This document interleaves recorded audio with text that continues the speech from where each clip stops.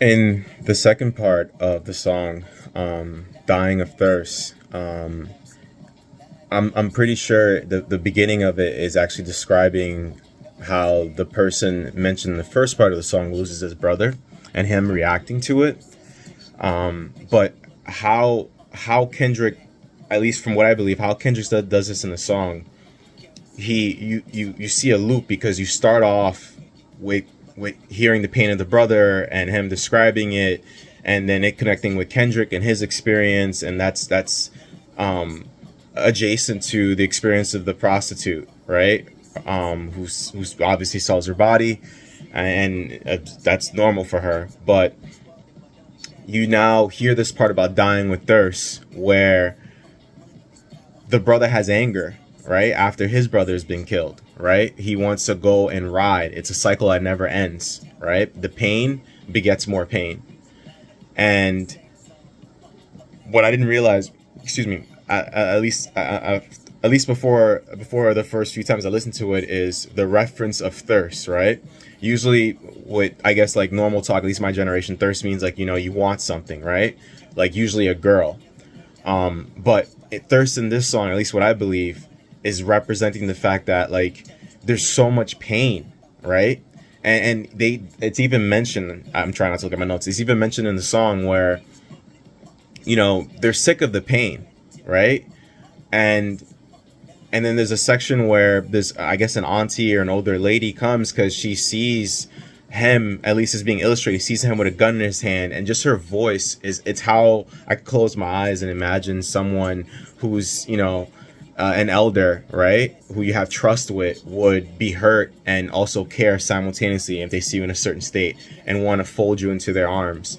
And she asks them to pray, and I was raised Roman Catholic, so I believe it's the sinner's prayer, where essentially they say the prayer and to, I guess, like surrender themselves to God and not to the cycle of pain, and just lashing onto that, because it's even mentioned like you're killing yourself, you're killing the same person over and over, right? Over who knows what, right? No one knows. Yeah, a color of flag, whatever it is. So the religious aspect of this, or the how I see religion connects, is one is with the artist himself, because this directly copies an experience that he had. He's literally painting what he's seen firsthand, right? After suffering loss, he wanted to find God, or did find God, right? He found a road into his rap career and made it big. He's Kendrick Lamar, right? He's considered one of the best lyricists ever, ever, ever, ever. And I see why, because it's the first time I've actually like legit given his music deep appreciation, right? Outside of diss tracks that were popular in 2020.